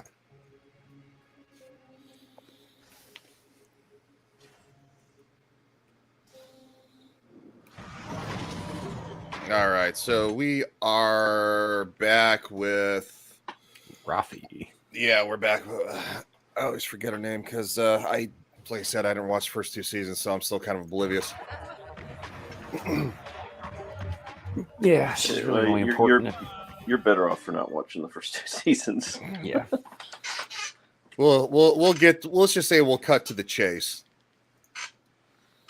Yeah, you get more out of her in this season anyway. Yeah. So yeah, might as well skip. Oh no, we're just gonna get to the conversation. Right. Hey guys, let me while we're paused here, I gotta get going. Okay. Damn. All right, dude. What you got coming up, man? Well, I've got my Twitch channel, which I'm pretty close to affiliate status. I think I need 12 more followers on Twitch. So I'm gonna probably play a stream later tonight, and then I got one definitely scheduled for tomorrow morning. So, all right, awesome, man. Cool. But I apologize. Got to go. Family stuff came up, but hey, no worries, man. Family first. Yeah, I'll be there. I'll be ready for next week too, though. All right, buddy. We'll see you. Good to see you, man. All right, later. All right, let's get back to Rafi. And then there were 2. Oh, and then there were yes. It's like pressure of coal. Let something get old long enough, eventually it becomes vintage and of value. Sit, please. You're making me nervous. See, and he comes off all reasonable, like a good gangster would. Yeah. I make deals between people. A broker. I know things. And who Jay knows, I know. Only I don't know you. Which makes me wonder, how well do I know Jay? In my experience, artists are unknowable assholes who live in their head instead of the real world. That sounds practiced. Very true. Yeah. Very true. Which is probably why his first wife left him. For Starfleet. See, the thing about Starfleet is in an organization that doesn't value money, it makes it very hard to be high class. See, Sneed is indicating here, too, that even though he says he doesn't know her, he knows exactly who she is. Yes. Yes, he does. Ooh la la. You nasty girl. But nobody comes in here asking nothing for something. It would offend me if they did. Word on the street is you brokered a deal for stolen portal tech for a Romulan named Toluca. Same kind of tech that brought down the Starfleet Recruitment Center. Toluca. I heard he went underground. See you later, Carrie. Oh, see you, Carrie. For swallowing up that building. But see, we both know he didn't push that button. You want to know why? Because I work for Toluca.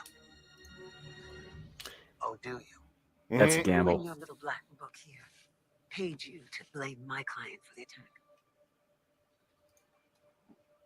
I've been stung enough times to smell a sting coming. You smell like Starfleet. Federation. Section That 31. tracks. This doesn't. It's not. Okay, so Section 31 is only supposed to be known to people who were in Section 31. Like, even in the organization of Starfleet itself, it's just a fucking rumor. Really? Right? Yeah. Well, they're the CIA. They're black ops. They're they're not supposed to exist. Okay. And so the fact that a common criminal just casually says Section 31, like, he shouldn't know about that.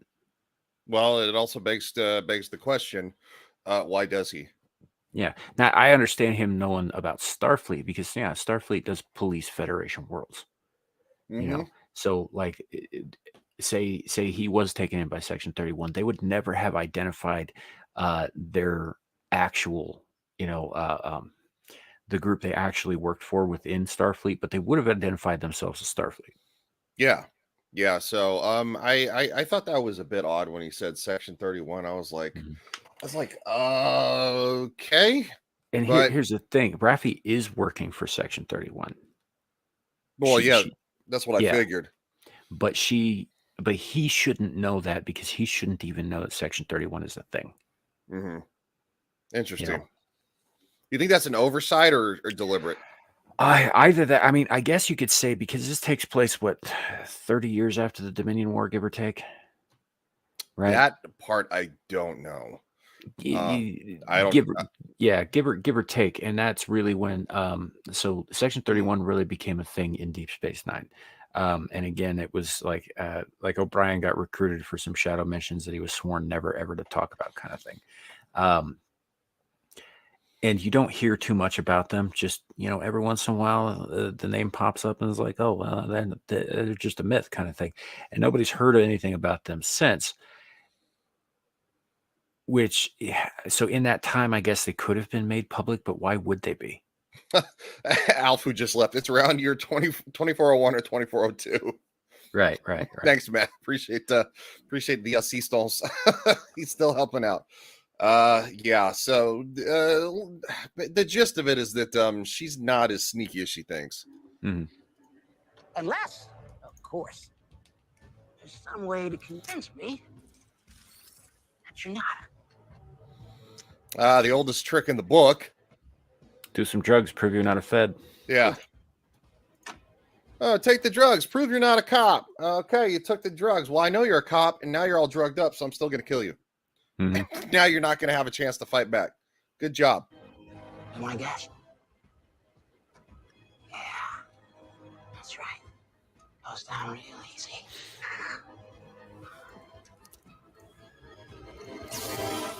Eyeball hypo. Oh. Ooh, yum.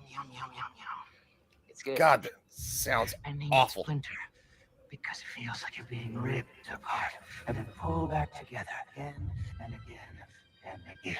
That doesn't seem like a fun recreational drug. It doesn't seem like, what? That seems like it would be extremely unpleasant to experience.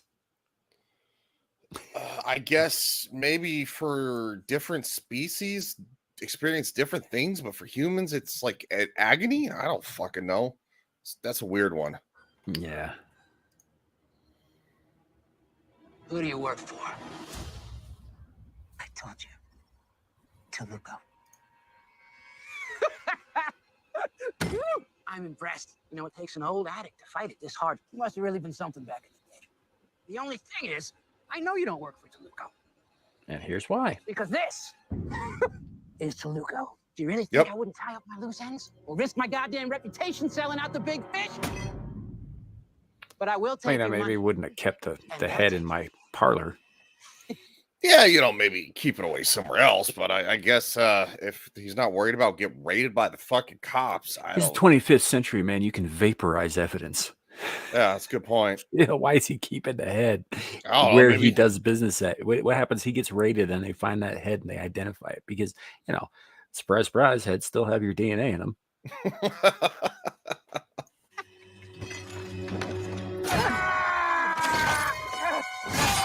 Okay. Oh yeah, here's a big reveal. Yeah, so she stabs him in the hand, and then of course they draw their weapons on her, and she's about ready she's about ready to get blasted into next Tuesday, and this happens. Oh, she falls down first. So sexy. I gotta stop for a second because his head just went loop. Yep. Gone. Took some of his fingers off too. It looked like. Yeah, that was some clean shit. Just the look of like, dead. Yeah, and that was the end of Sneed. That was the end of Sneed. So this mysterious person comes in and slices it. If any of you have been following Star Trek for a significant period of time, you know damn well who this is. Yeah. Older, but still a badass. And there's the music. Yep. Goddamn Worf, man. I fucking love that guy. Okay, come on. Just go away. Go away from the thing. Go away from the thing. I know we're tiptoeing real close. We always tiptoe real close at the end. And same thing with fucking Game of Thrones, man. That's when we always get clipped, is towards the end. And we were literally at the end of the towards the end of the episode. So yeah, I think there's one more scene with the Titan, but yeah. But yeah, this is it's an epic reveal, man, and it's a hell of a way to bring back a very popular, very beloved character. Through this is the third fucking series that Worf has been a regular on in Star Trek. Yeah. I mean, he's just awesome dude. And I love again, as I said last episode, man, the music that they choose to use and where they weave it in here. What you're hearing here is not Worf's theme; it is the theme of the fucking Klingon Empire. It's awesome. First I think debuted in Star Trek: The Motion Picture. Really? Yeah.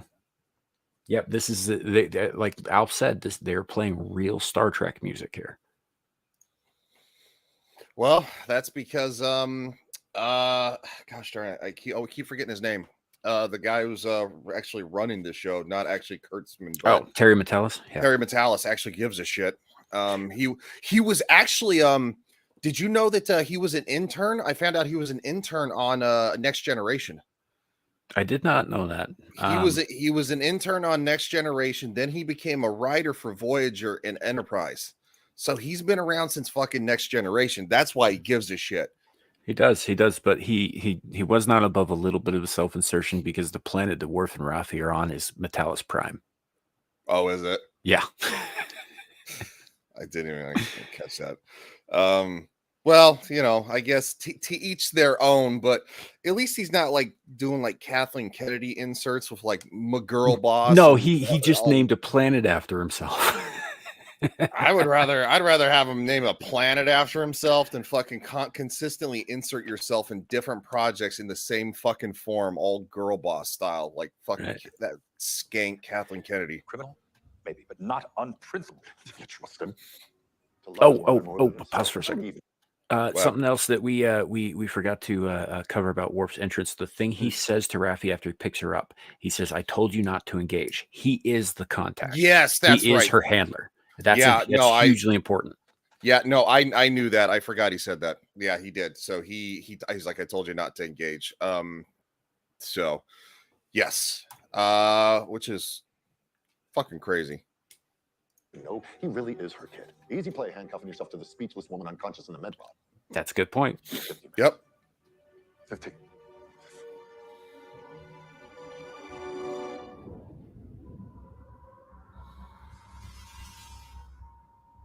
So we're back with the kid. We are. Here he shows some of his ingenuity and cleverness, and also why you always search your fucking prisoners. Yep. Wait, Starfleet. What's the power level of this force field? According to Starfleet regulations, you are required to inform me of the power level. If is that a real thing? Has that been stated? Has that been stated in anything else? I don't believe so, but I don't think anybody's ever written out all of Starfleet's regulations, so it's plausible.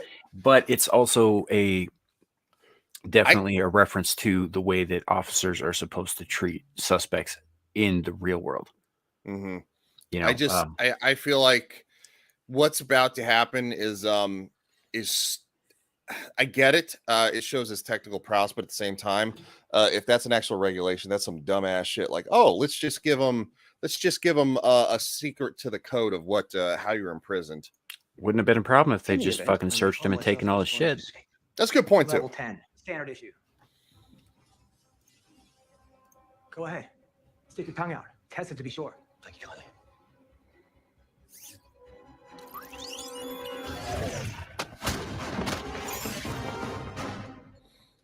Dumbass. How's Beverly? Arterial wound. We located the internal trauma, stopped the bleeding. She'll be all right. How sedated is she? Heavily. So Beverly is healing well, but she's heavily sedated, and there is a judgment call made. Yeah, and she also that the doctor looks kind of hot on it. She looks like she has some big boobs too. just a general observation. The uniforms don't hide it that well. No, they don't. That's not right. It's just not a stream with one of us if we're not perving it up a little bit. What are you doing? No, sir, she needs time to rest. This is not a diplomatic issue, Picard. They have already engaged us. Re-establish comms. We may be able to bring her down simply by standing up. Enemy vessel is hailing us, sir. That's old Picard talking. Yes.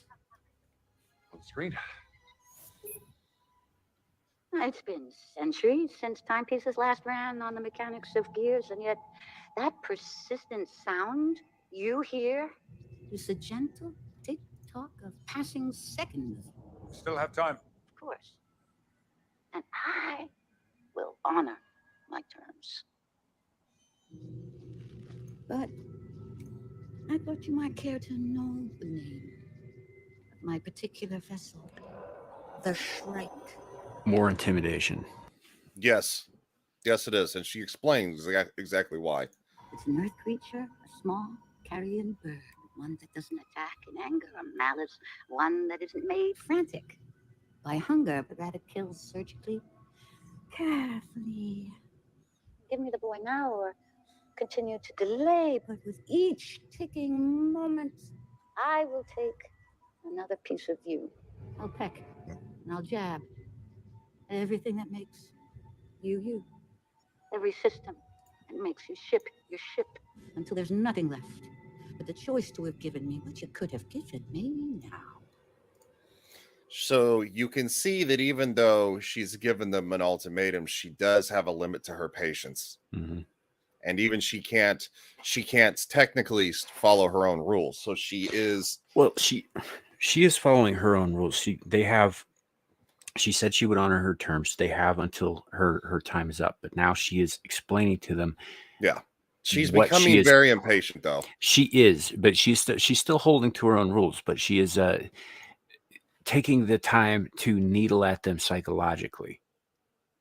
Mm. You know, and I think to a certain degree, there's a sadistic satisfaction there for her, but also because you're, like you said, she is not patient, but she's trying to get them to do what she wants. So she will hold to the time that she gave them, but she's gonna jab at them while she's doing it. Yeah. Certainly. Take your time.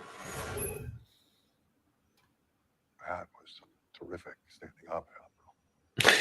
Right, enough. Let's turn him over. Sir, there's been a security breach on Deck 12. At the brig. Find him.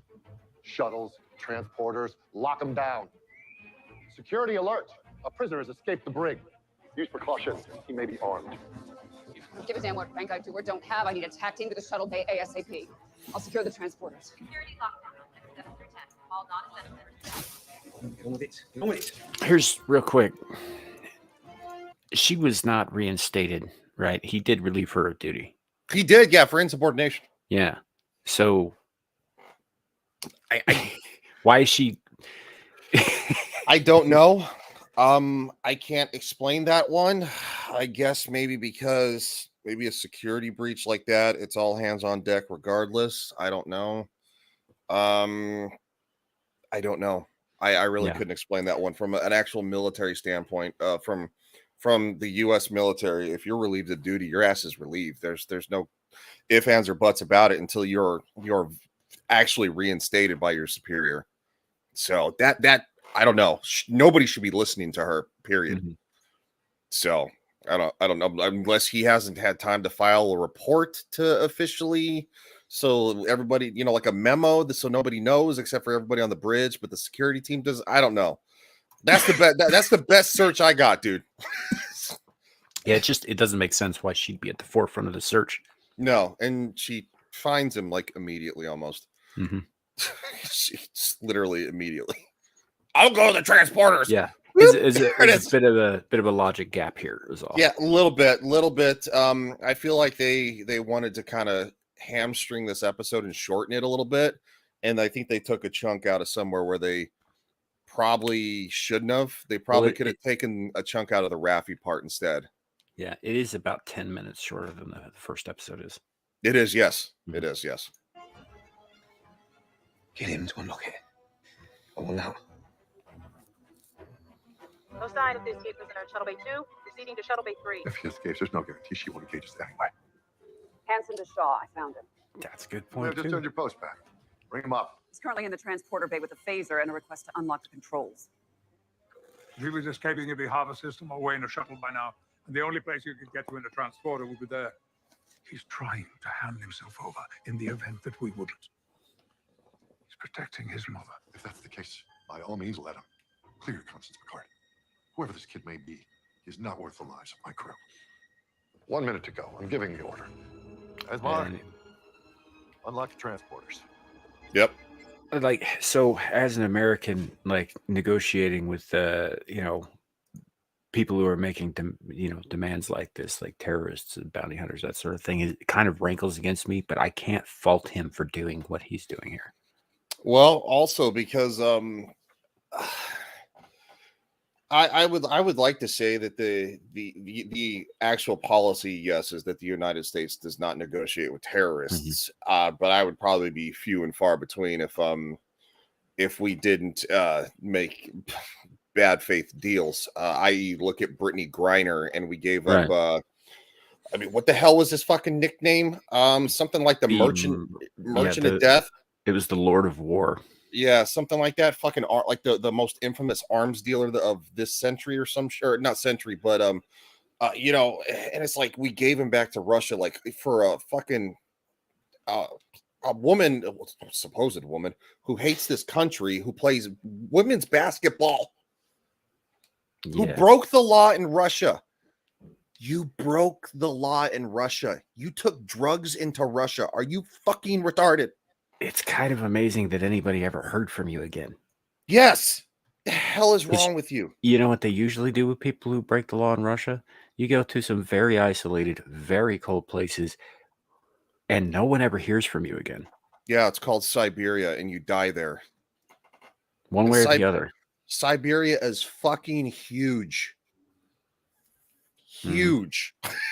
You think the people from World War II were good at probably hiding shit in the fucking mountains? Imagine mountains and snow, like literal frigid weather. Anyway, I'm getting on a tangent, but yeah, it's just like there's a word in Russian that doesn't have an exact accurate translation to English. It literally translates to cow, korova.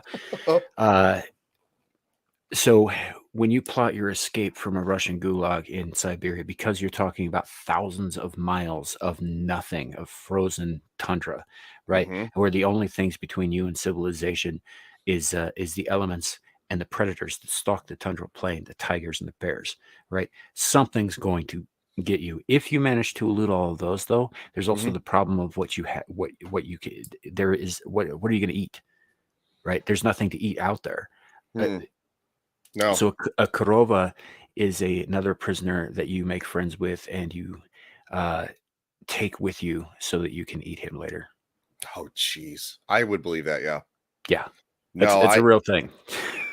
No, if you want to go to one of the most desolate places on the planet, Siberia is a good one.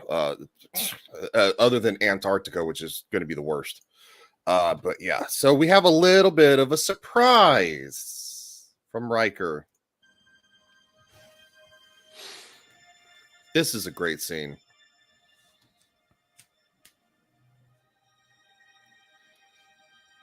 Confirmed and confirmed. Everybody knows now. It's like, yep.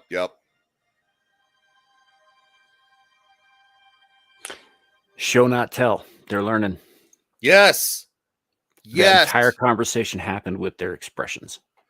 A whole entire conversations with expressions alone. I'm so tired of this thing of like where they're like, oh, we'll do, and it's just like freaking Disney is so horrendous at that. It's man. This isn't Disney. No, I know. Thank.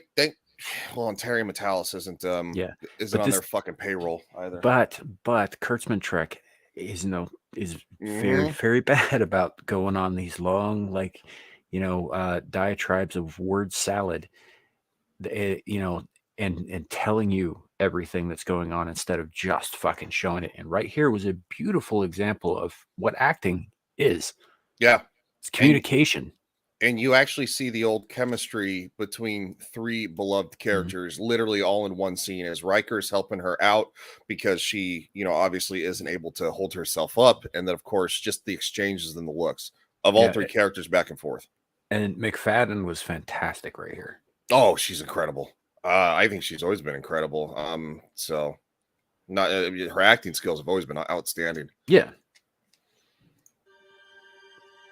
But I mean, you don't just get the emotion from her. You as the audience, you can see it, but you can also understand what she's saying with that.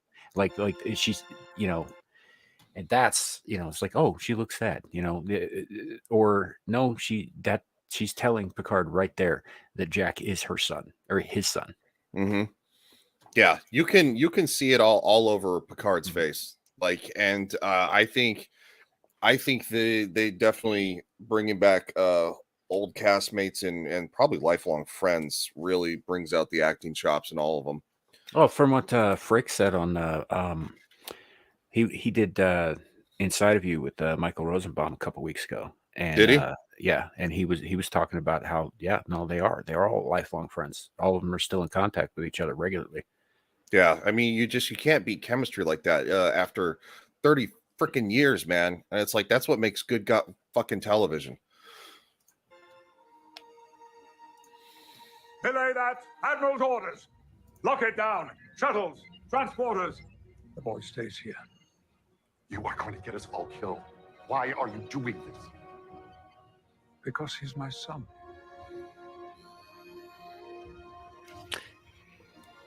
See, I'm a little torn there.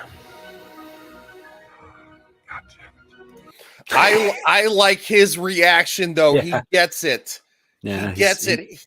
He does get it, and this is where I'm a little torn because I'm with Shaw on this. I am. I'm like, one man is not worth 400 fucking lives. Just not. I know. But I'm also a parent, and I get where Picard's coming from. And I let me tell you this, YouTube, everybody out there, the fact of the matter is that any parent worth a damn would burn the entire world down and kill everyone in it to safeguard their child. Mm-hmm. So I get it. Well, I mean, and you talk to these people before, who are like long-term relationships, engaged, newlyweds. Oh, I die for my spouse. I die for my spouse. It's like, okay, yeah, it's great. And all of a sudden, like you have kids, and you're like, no, I would die for my kids. I would let my spouse die if it meant saving my child instead. And that's an honest reality. And and if you and your spouse truly love your kids and you have a great relationship, whether it's a mother or a father, you wouldn't want your wife or husband to pick you over your kid. You're no, let me go. That goes both ways too. Yeah. Like you're saying, if you are willing to make that sacrifice to safeguard your children, you're also willing to sacrifice yourself to safeguard your children, and you would expect that of your partner, of your spouse. I mean, those are some of the best movies from the 90s and shit. They did them all the time, where like the wife dies in childbirth or the husband dies in a car accident. It's like single parent and it's usually mostly with men. A single father trying to figure out how to survive. It's those are actually pretty fucking good movies. I can't remember the one with Ben Affleck and Jennifer Lopez, but that's the one that stuck out in my mind where she dies. But anyway, yeah. Jersey Girl? Yeah, Jersey Girl. That was a good movie. That was a good movie. Yeah. Oh, why is it forward? Get ready to fly. Stand by, man. And he just goes to work. Yeah. You know, Shaw is a professional. He just says, you know what? All right, the Admiral said. Comms, put the strike on the screen. How very precise with your timing, Jean-Luc Picard. Okay. And your answer.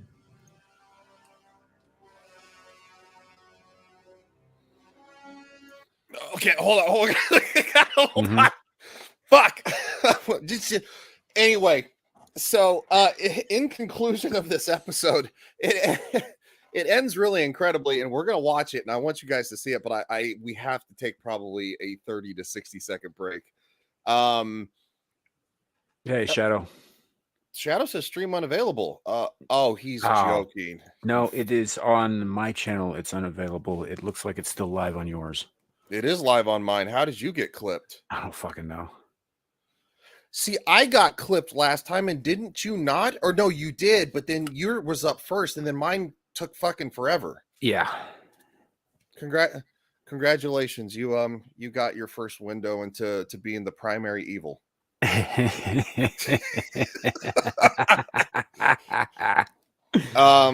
Gosh darn it, man. You're still up on your channel. Mine's unavailable, suspended for policy violations. Which policy did I violate? None. I just put standby. Hopefully everybody can see that all the way around. Yeah, it should be up. It should be up soonish. I think they might be throwing their weight in my direction too, because this is sort of a new thing on my channel. Yeah, this is a new thing. This is something I deal with all the time, and we've been pretty damn careful. Mm-hmm. We've been pretty damn careful. So, come on, come back up. Oh yeah, if yours is still down, they're giving you the long haul. Yeah, this is a shot across the bow, like you're messing around. Yep. There it is. It's back. Okay. Yeah, sorry about that, guys. Usually since I do this kind of content more often, my channel gets interrupted more often, but since I think Samuel's channel, this is new to him. I think this little takedown was a shot across the bow of like, you're not supposed to do this, blah blah blah blah blah. And it's like, what, review television shows at 30 seconds at a time? I mean, because that's like what we review 30 seconds and we move on. But yeah, so and I think we've actually had less of it on screen this time around than we did last time. Obviously, last time went like an hour and a half longer too, but. But no, by far, yes, we've absolutely been extremely careful. Obviously, we've talked about it before. The end always gets a little tricky because that's when the most exciting stuff happens. So we are literally going to plow through right now. Engage.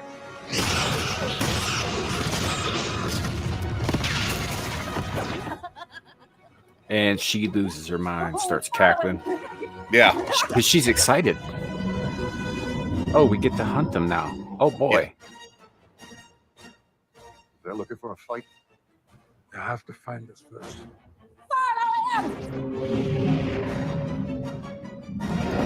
And there it ends. And take it off screen. Yep.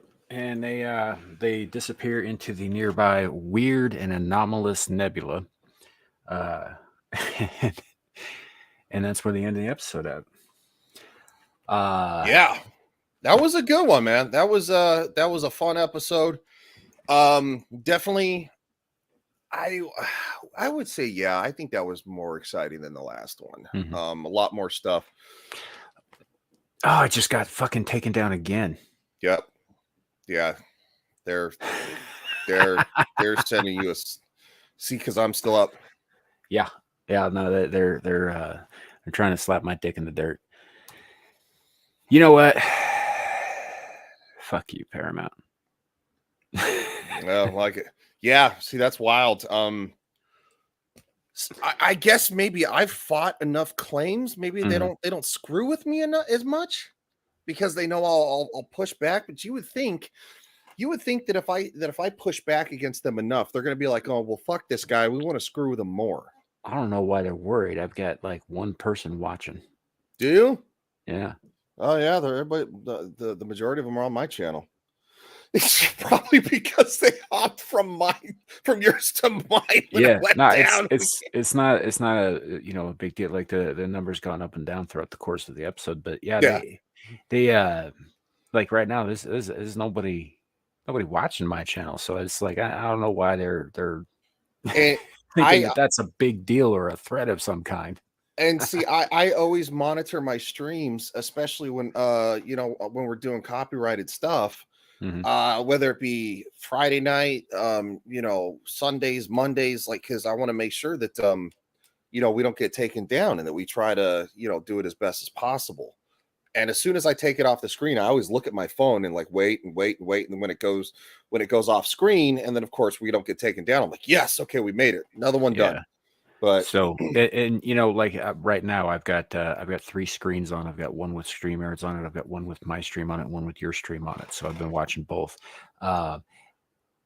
So yeah, I don't know. It is what it is. Last episode, we both got taken down at the same time, and it's back up again.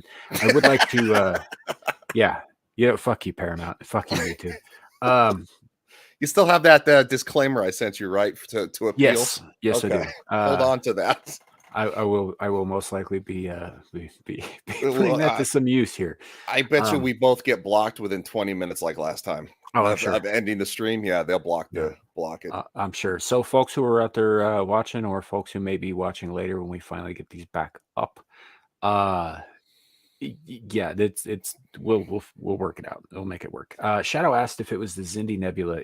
No, that is the Delphic Expanse, which is actually not just a nebula, but an entire region of space. There are whole solar systems in it, and all. I mean, it's not like this is just like a weird nebulous cloud that they're getting strange readings off of. So it's got nothing to do with the Xindi, though. Shadow would like to know: is season 3 worth watching? I'll let you answer that, sir. I wasn't excited about this, Shadow, at all. I watched season 1. I dipped into season 2 and couldn't fucking do it. I got into this because some other people that I know who are even more critical than I am said it was worth it. Yeah. And so I gave it a shot, and it still has some problems. It does, but it's not only is it better than the last 2 seasons of this show, but it's better than everything that we've gotten from Star Trek since Enterprise ended. Yes. And I would say, even though it has its small problems, it's leagues better. Light years, however the fuck you want to put it. It's actually watchable, and you don't want to pull your fucking face off. Yeah. Right, Shadow. I get that nebulas are regions of space.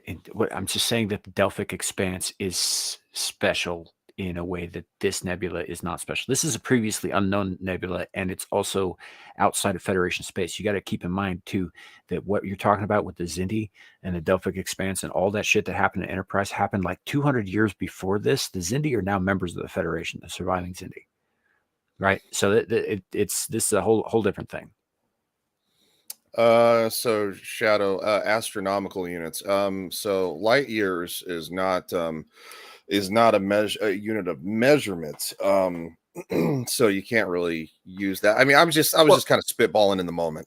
Light years is a unit of measurement. It's the distance that it takes light to travel in 1 year.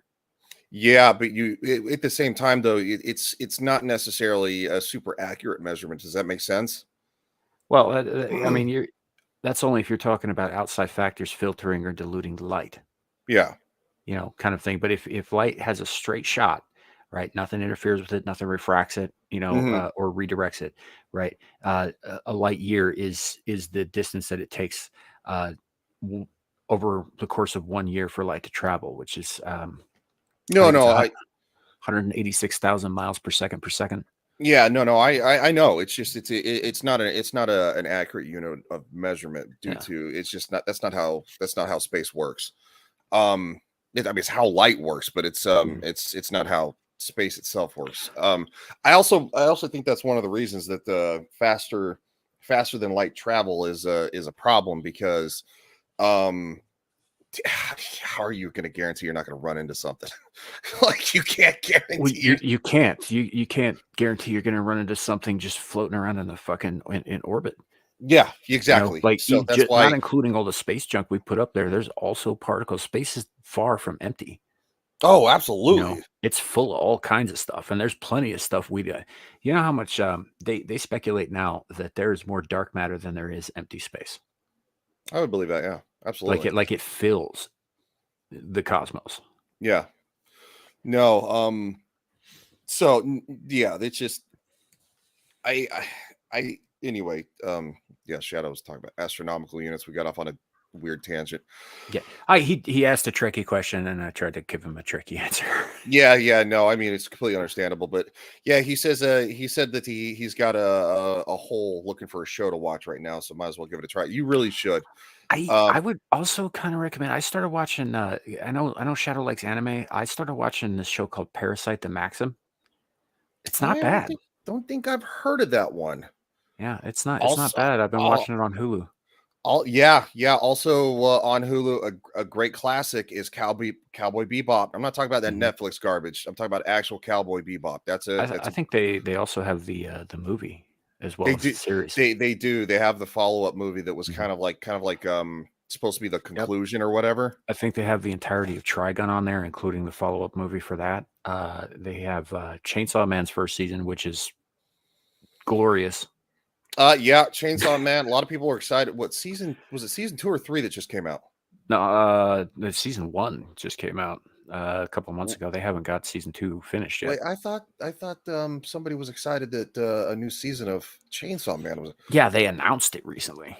Oh, okay. That's what. Okay, he says loved Cowboy Bebop. All right, so he's definitely an anime fan. Yes, I've heard Parasite is good. I have not watched it. I can't confirm that, but I'll trust Samuel. It's I wasn't sure I was gonna like it because it gets into some kind of weird subject matter. Attack on Titan is good. Yeah, see, I never watched that one. Although one of my favorite bands did do a bunch of covers of the songs from that show. Attack on Titan is good. I think that's a solid anime show. I do like it.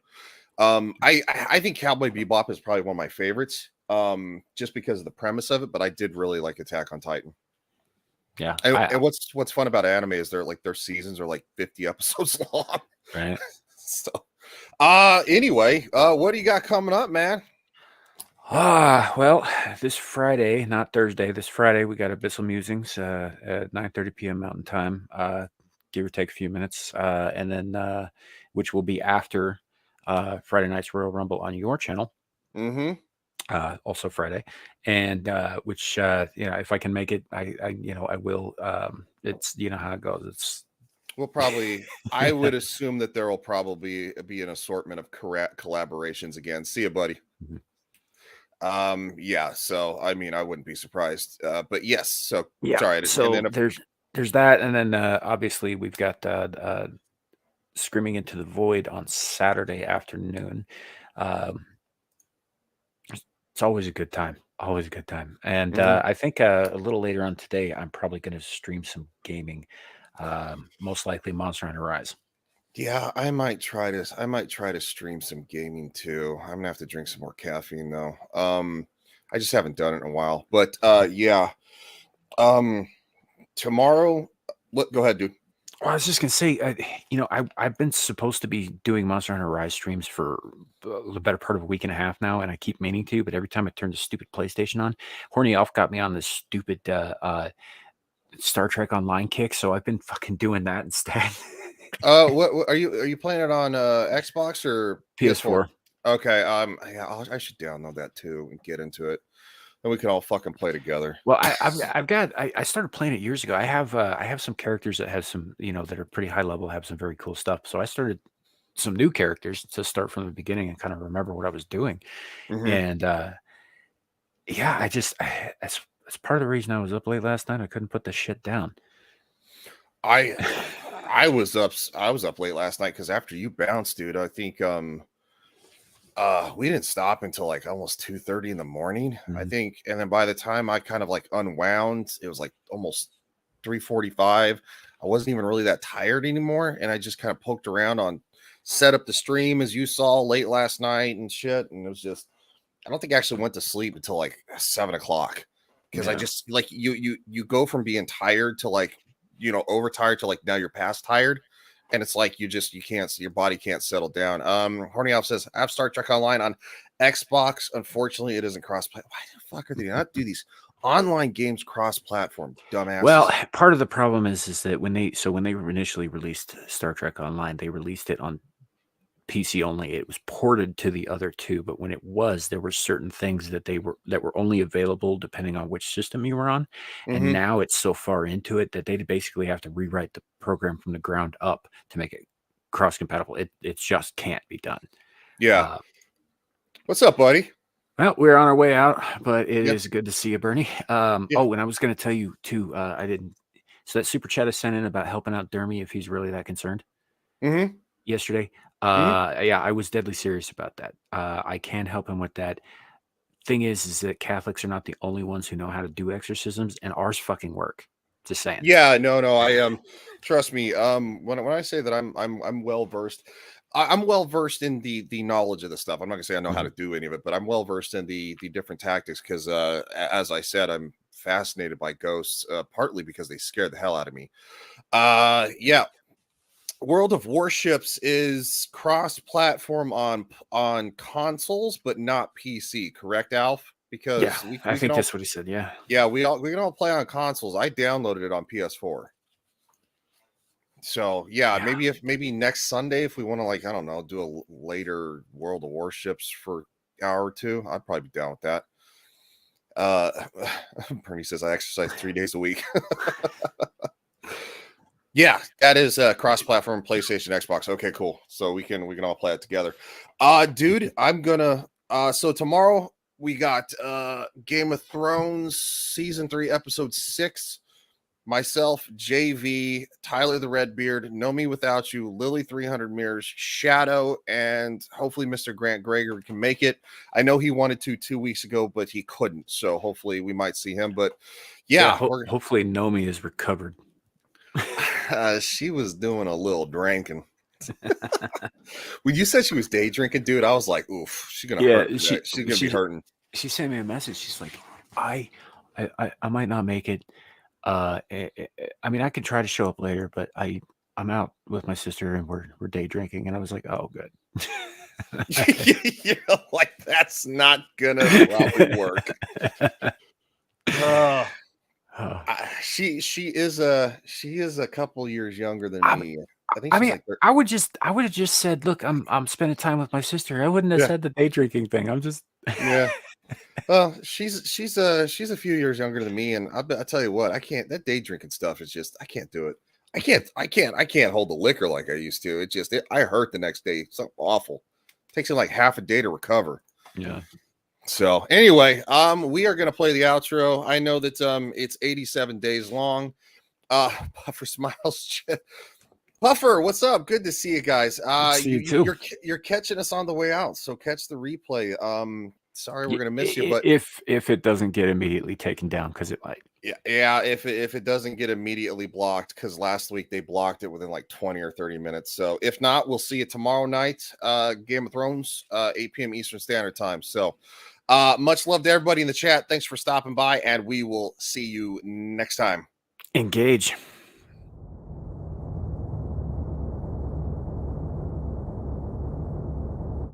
You know, back when I was in the academy, we would follow every toast with a song.